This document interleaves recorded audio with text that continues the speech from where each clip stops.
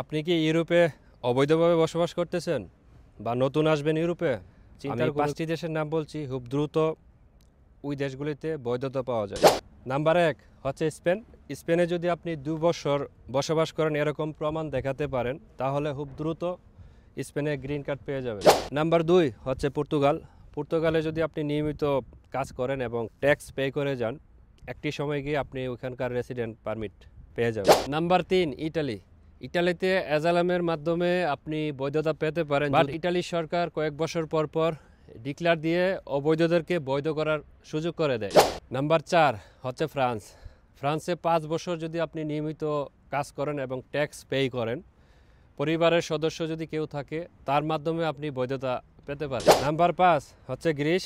গ্রিসে যদি আপনি ইনভেস্ট করেন অর্থাৎ বিনিয়োগ করেন, সেক্ষেত্রে একটা সময় গিয়ে আপনি গ্রিসও খুব দ্রুত বৈধতা পেয়ে যাবেন।